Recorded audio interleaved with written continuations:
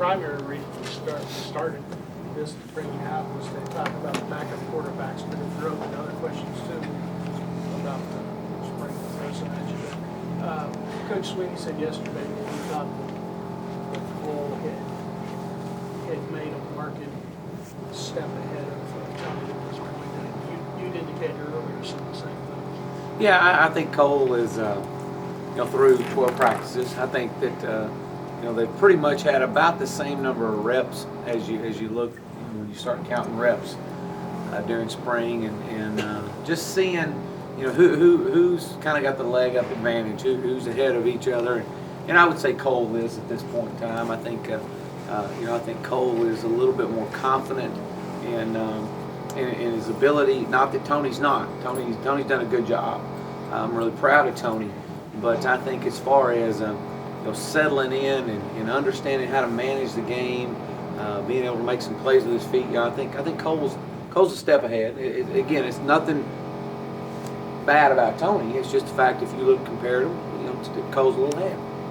One of Coach Sweeney's explanations or I guess descriptions yesterday was that Cole looks a little bit more like a redshirt freshman, whereas Tony looks more like a true freshman.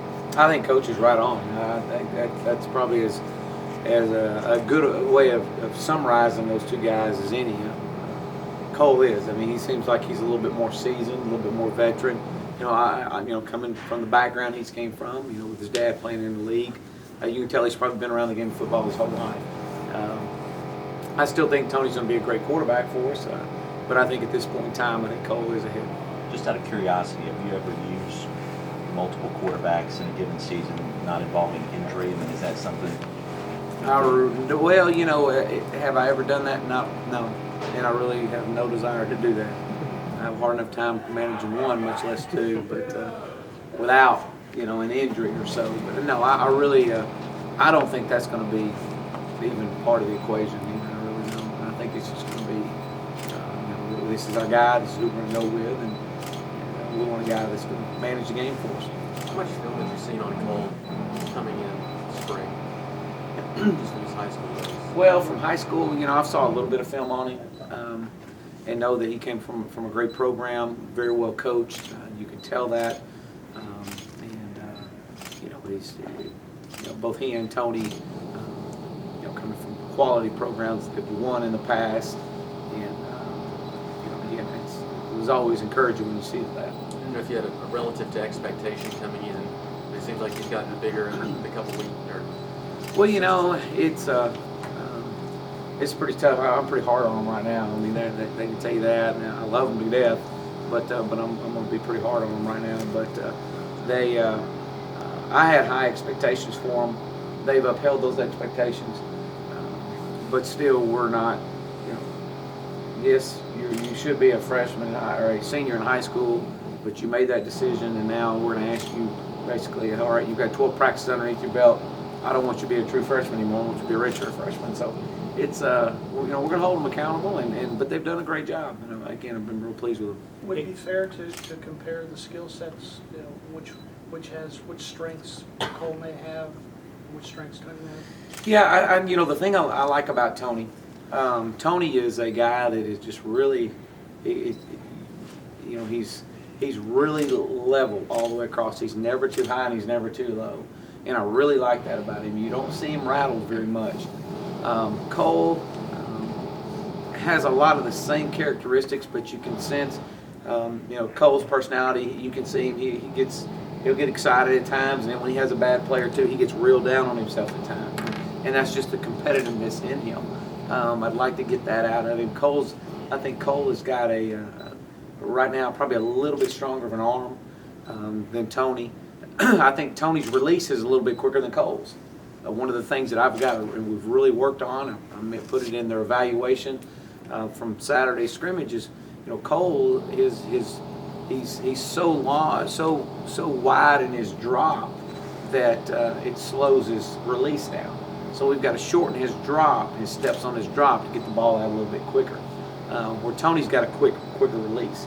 So again, each one of them brings a little bit different to the table. I think Cole probably runs a little bit better than Tony on some of our zone read. But who's managing the game? a little bit better than the other. Probably Cole is a step ahead in that regard, but it's not to say that Tony's not doing a good job in that. How about Cole compared to Taj in terms of just throwing the ball and running? Well, I don't think you can compare arm strength. I think Taj's arm strength is so much stronger than those two young men, and should be. He's been here. He's been in a quality weight program. So as far as the understanding, the grasp of the offense, I would say that Taj is a little bit of ahead of these guys. But again, Cole is doing a good job. Taj wants to run the football. Okay, that's his. When you get in your zone read stuff, Taj wants to run it. So he likes to pull it and he likes to run it and get the options off of it. Where Cole, on the other hand, like last Saturday, I had to tell him, you pull this. Don't be giving it, you pull it. And he's a little apprehensive on whether or not he wants to pull it or run it or what. I mean, and I think that just comes with just being young. And so, again, I think you're going to see those guys really improve in that regard. How about accuracy? Who's most accurate of these quarterbacks? I think Cole is extremely accurate. Tony's accurate. Right now, if you took and we chart every pass that we throw, every pass that was thrown in spring, and every completion, every drop ball, including drop balls. I mean, Paul's hitting them in the hand and hitting the ground. Taj is about a 58% completion guy right now. I'd like for that to be about a 65% completion guy, 65 to 68. And Cole is about a 55 to 57% guy. So, again, that's including the drops, and we've had a few drops, but we hadn't had enough drops to bump them 68% by no means. So those are some things that we've really got to work on, is making sure we don't get that percentage up. But again, we're charting every pass from one-on-ones to team to everything. So.